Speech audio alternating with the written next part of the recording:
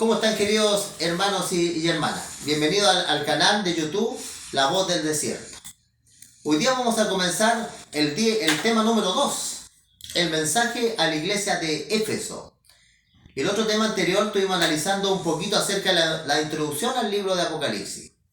El mensaje a la iglesia de Éfeso es muy interesante porque, según lo que vimos en el capítulo 1 del libro de Apocalipsis, el mensaje fue enviado a 7 iglesias, de la iglesia de Éfeso hasta llegar a la iglesia de Laodicea. Esta iglesia de Éfeso está representando a la iglesia apostólica, Éfeso significa deseable. Si no hay duda, el periodo más hermoso y el más deseable para con Dios de la iglesia fue el periodo de Éfeso en cuanto a doctrina, porque los apóstoles habían recibido del Señor Jesucristo directamente el mensaje hasta la segunda generación que vino después. El mensaje no había sido desvirtuado, estaba puro, por decirlo así. Por eso, hoy día vamos a analizar juntos, hermanos, el mensaje a las 7 iglesias.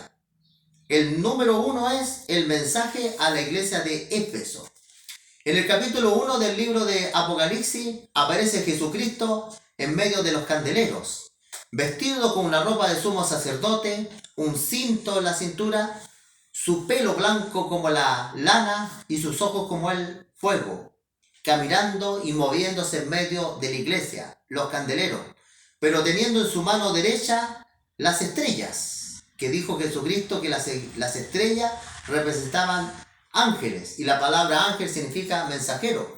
Son los mensajeros en esta tierra, son los que predicaban la palabra de Dios y los que predican. Pero en especial en este periodo representa a los apóstoles, a los discípulos, la primera iglesia del año 31 que se derrama el Espíritu Santo sobre la iglesia en el Pentecostés, llegando hasta el año 100, hasta que muere el último apóstol, Juan. Ahora, hermanos, vamos a leer la palabra del Señor y que Dios nos dé sabiduría para poder entenderla y poder transmitirla. Vamos a leer la palabra de Dios en nombre de Dios, el libro de Apocalipsis, capítulo 2 y el versículo número 1. Dice ahí: escribe al ángel de la iglesia de Éfeso, el que tiene las 7 estrellas en su diestra, el que anda en medio de los 7 candeleros de oro, dice esto: yo conozco tus obras, tu arduo trabajo y paciencia, que no puedes soportar a los malos. Ya has probado los que dicen ser apóstoles y no lo son, y los has hallado mentirosos. Ya has sufrido, ya has tenido paciencia, ya has trabajado arduamente por amor a mi nombre, y no has desmayado. Pero tengo esto contra ti, que has dejado tu primer amor. Recuerda, por lo tanto, de dónde has caído. Arrepiéntete, ya las primeras obras, y si no, vendré pronto a ti y quitaré tu candelero de su lugar, si no te hubieras arrepentido. Pero tienes esto, que aborreces las obras de los nicolaitas, las cuales yo también aborrezco. Y que el que tiene oído, oiga lo que el Espíritu dice a las iglesias. Al que venciere, le haré de comer del árbol de la vida, el cual está en medio del paraíso de Dios. Amén. Bueno, mis queridos hermanos, aquí el mensaje a las iglesias tiene la siguiente estructura, por lo menos 4 estructuras que en cada mensaje vamos a encontrar. ¿Cómo se presenta Jesucristo? Siempre se va a presentar con cierta característica de la primera visión que sale en el capítulo 1 del Apocalipsis, en medio de los candeleros. Acá él escoge lo siguiente: dice que él tiene las 7 estrellas en su mano derecha y que anda en medio de los candeleros de oro. Las estrellas. Con esto, en el mensaje número 1, Dios nos está diciendo que Dios nunca va a dejar solo, abandonado a los mensajeros acá en la tierra, a los que predican la palabra de Dios, y que Él, como prometió, siempre va a estar caminando en medio de la iglesia, porque los candeleros representan a la iglesia, nos representan a ti y nos representan a mí, porque la palabra iglesia significa las personas que se juntan para adorar a Dios. Así que de eso tenemos que estar contentos. Cristo nunca va a abandonar a la iglesia. Aunque la iglesia pasara como un barco en el mar, de repente se hunde, ¿cierto? Se levanta, aparecen olas, aparecen tormentas, pero el capitán de la embarcación es el Señor Jesucristo. Versículo 2 dice, yo conozco tus obras, tu arduo trabajo y paciencia. La iglesia apostólica, hermano, tuvo que trabajar duro, en las condiciones más tenebrosas. Hay que recordar que los cristianos eran crucificados, eran alimento para los leones. La iglesia, hermano, la primera iglesia esta de Éfeso, que significa deseable, tuvo que predicar en condiciones terribles. La iglesia era muy pobre económicamente, pero era muy rica espiritualmente. La fe que tenían era grande en entregar su vida por el evangelio. Por eso en este periodo de la iglesia apostólica, los líderes y los hermanos, el arduo trabajo, la paciencia. Pero estos líderes, hermanos, no tenían que bajar las manos. Dice que también bajo el Espíritu Santo tenían ellos que probar a los que no eran apóstoles, sino que ellos los hallaron mentirosos. ¿Qué significa la palabra apóstol? La palabra apóstol significa enviado. En el primer siglo habían personas que dicen que habían sido enviadas por Dios, pero no lo eran. ¿Y cómo? ¿Cómo esto se puede entender? ¿Cómo ellos los hallaron mentirosos? Bueno, en primer lugar, hermano, cuando tú escuches a un predicador, no escuche lo bonito que habla. Tú tienes que discernir qué es lo que habla, no cómo habla, sino qué es lo que habla el mensaje, si está de acuerdo a lo que dice la Biblia o no lo está. Muchas veces en la iglesia se dice amén, pero resulta que yo lo que le estoy diciendo amén aparece en la Biblia. En 1 de Juan capítulo 4 versículo 1 dice, probar si los espíritus son de Dios, porque muchos falsos profetas han salido al mundo. Probar si los espíritus son de Dios. ¿Y cómo se prueba un espíritu? La palabra espíritu significa enseñanza, sermón, predicación, un curso bíblico. ¿Cómo se prueba si este mensaje es de Dios o no? Muy fácil, pues, si está en la Biblia. Si realmente está en la Biblia lo que esa persona está diciendo, la Biblia no se puede contradecir. La Biblia no se puede contradecir. La Biblia no puede decir una cosa en un lugar y decir en otra, sino que la Biblia es una armonía total, una armonía completita, ¿me entienden ustedes? Ahí el mensaje va a ser bíblico, va a ser inspirado. Versículo 3 dice, ya has sufrido, has tenido paciencia. Claro, la iglesia tenía que sufrir, muchos fueron mártires. Recuerden ustedes que casi todos los apóstoles murieron de mártires, solo Juan murió de viejito. El trabajo arduo por amor al nombre de Jesús y no has desmayado. Hermano, no se puede desmayar en la fe, no se puede desanimar. La persona no puede bajar la guardia en las cosas de Dios porque la salvación costó cara. Jesucristo tuvo que morir por cada uno de nosotros. La fe es probada cuando hay condiciones adversas. Cuando dicen personas, yo tengo harta fe. Pero ¿qué pasó cuando llegó la prueba? Ahí es donde se tiene que demostrar la fe, la oración, la preparación para las pruebas. ¿Se acuerdan ustedes cuando los apóstoles se iban a encontrar que Jesucristo iba a ser entregado? Dice los evangelios que estaban durmiendo profundamente y Jesús estaba orando. Se habían quedado dormidos en el momento más importante, porque cuando llegó la prueba, dice la Escritura, heriré al pastor y todas las ovejas serán esparcidas. Y así fue. Los apóstoles tropezaron. ¿Por qué? Porque no se encontraron preparados. Por eso en el primer siglo fue derramado el Espíritu Santo de Dios, para que la iglesia fuera fuerte, para que la iglesia fuera poderosa, para que la iglesia predicara, para que la iglesia pudiera soportar las pruebas que habían de venir. Pero mire, la iglesia fue poderosa. Pero la iglesia siempre tiene un enemigo. Ese enemigo es el diablo.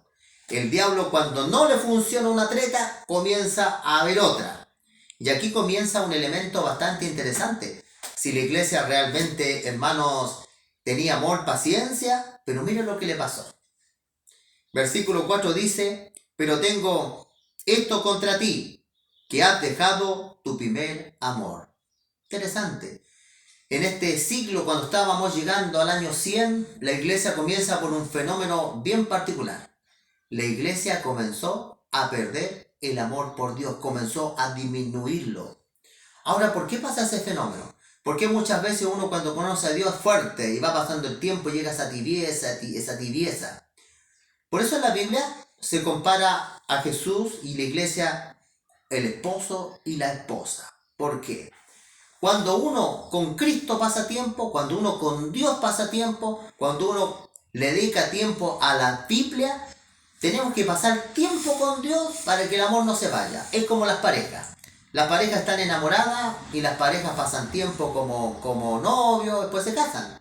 Y después ya no pasan tiempo juntos y la relación se comienza a enfriar. Es lo mismo con Dios. Si nosotros pasamos tiempo con Él, nosotros nos congregamos, estudiamos su palabra, buscamos una oración, hacemos su obra, tenemos comunión con el cielo, tenga por seguro que ese amor no tiene por qué desaparecer. Como yo le decía, la estructura acá es bien interesante. Se presenta a Jesucristo. Jesucristo después dice lo bien que está la iglesia. Después Dios dice dónde hay problemas con la iglesia. Pero no solo Dios se queda con lo malo que tenía, sino que Dios se queda con el remedio. Porque Dios da un galardón, Dios da un premio.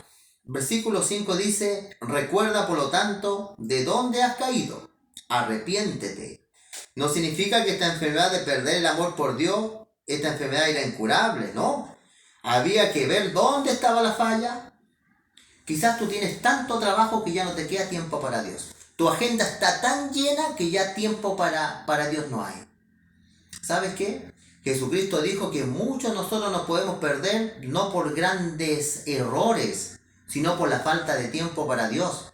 Jesucristo dijo, nunca su corazón esté encargado de glotonería o los afanes de esta vida, y de repente venga sobre ustedes aquel día como un lazo, porque dice el Evangelio de San Lucas, vendrá como un lazo sobre todos los que viven sobre la faz de esta tierra.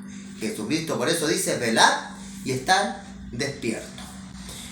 Y dice, hermano, por eso Dios los llamaba a examinar, a hacerse un chequeo espiritual, a arrepentirse y haz las primeras obras. Si no, vendré pronto, dice a ti, y quitaré tu candelero de su lugar, si no te hubieras arrepentido. Si uno deja de amar a Dios, si uno ya no tiene amor por Dios, esa luz espiritual que uno proyecta a otro se va a apagar. Porque Jesús dijo, ustedes son la luz del mundo. No se puede esconder una luz cuando estaba en un mueble. No se puede poner una luz debajo de un cajón para que no alumbre. ¿Dónde se pone la luz? Arriba. Las ampolletas están arriba del cielo, de la casa, para que alumbren. Ellos tenían que seguir siendo candeleros, tenían que luchar con esa pérdida de amor. Versículo 6 dice, pero tienes esto, que aborreces la hora de los nicolaitas, las cuales yo también aborrezco.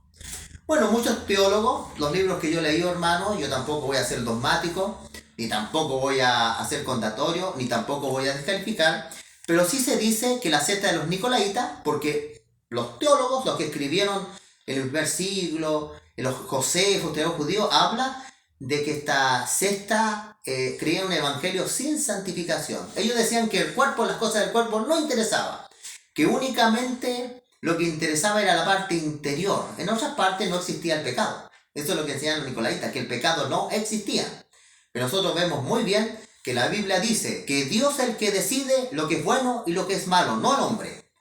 El hombre es el que decide lo que es bueno y lo que es malo. Dice la Biblia, ay de lo que le llama amargo a lo dulce y dulce a lo malo. No podemos llamarle a lo malo bueno, ¿cierto? No. Dios, el diablo le dijo a Eva en el Edén, tú vas a decidir, si tú comes el fruto de la sabiduría del bien y el mal, tú vas a decidir lo que es bueno y lo que es malo, no Dios. Ahí está el problema, pues, hermano. Porque nosotros tenemos que dejarnos guiar por Dios. Dios dice lo que es bueno y Dios dice lo que es malo. Y sigue diciendo la palabra de Dios, el que tiene oído, oiga lo que el Espíritu dice a las iglesias. Hermano, el Espíritu Santo está hablando a tu corazón. El Espíritu Santo hoy día en este mensaje, esta iglesia de Éfeso, deseable, Él. Por eso la Escritura dice, el que tiene oído, oiga lo que el Espíritu, no es nadie que tiene que hablarte el Espíritu. ¿Y cómo habla el Espíritu? Mediante la Biblia. La Biblia dice que la espada del Espíritu es la palabra de Dios. La novia y el Espíritu dice, ven. y cualquiera que tenga sed, venga y tome gratuitamente del árbol de la vida. El Espíritu de Dios, una de sus facetas, es que aquí se encuentra la palabra de Dios. Y dice el texto, al que venciere, es decir, al que vuelva nuevamente a tener amor por Dios, le daré de comer del árbol de la vida, el cual está en medio del paraíso de Dios. Hermano, Dios, cuando Jesús venga, dice la palabra de Dios, nos vamos a ir 1000 años a los cielos. Después vamos a estudiar eso, es otro tema, pero vamos a estar 1000 años en los cielos, porque aquí en la tierra no va a quedar nada cuando Jesús venga. Jeremías 4, versículo 23 dice, miré la tierra, estaba desolada y vacía, no tenía luz, no había hombre, porque había venido la cólera de Dios. Pero después de los 1000 años volveremos a la tierra, y ahí dice, Dios va a hacer nueva todas las cosas, un nuevo cielo y una nueva tierra. Y ahí, hermano, va a estar esto. Dios va a transformar después de los 1000 años la tierra en un paraíso. Y dice la Escritura, y vamos a poder comer del árbol de la vida. En el Edén, que significa un parque de delicias, Dios puso este hermoso árbol, el árbol de la vida. El hombre no tenía vida en sí mismo. Para que el hombre pudiera vivir, Dios lo hacía comer una vez al mes el árbol de la vida. Por eso en el libro de Isaías, en uno de los últimos capítulos dice, vendrán de mes en mes. ¿Por qué? Porque este fruto se debe comer una vez en el mes para preservar la vida eterna. Dice la Biblia, el cual está en medio del paraíso de Dios. Va a existir un paraíso. El paraíso es cuando Dios cree un nuevo cielo y una nueva tierra. Ahí se va a transformar todo, es lo que dice la Biblia, es lo que vamos a ir estudiando nosotros, porque ustedes se dan cuenta que no puede haber vida eterna después de la muerte. ¿Por qué no puede haber vida? Hay vida después de la resurrección, que es diferente. Hay vida después de la resurrección, porque el hombre en el Edén necesitaba comer el árbol de la vida para seguir viviendo. Entonces, hay vida eterna después de la resurrección. Cuando una persona acepta a Dios, tiene la vida eterna. Porque si se muere en esa condición, no se pierde. No se pierde. Pero cuando Dios haga real el paraíso de Dios, va a ser como dice el libro de Apocalipsis capítulo 21, Dios va a crear un nuevo cielo y una nueva tierra. Amén, por hermanitos.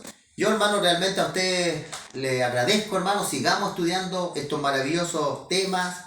El próximo tema va a ser mensaje a Esmirna. La palabra Esmirna significa olor fragante. Vamos a estudiar ahí el segundo periodo de la iglesia. La iglesia se estudia más profunda el periodo de las grandes persecuciones que sufre el cristianismo. Hermano, que Dios los bendiga.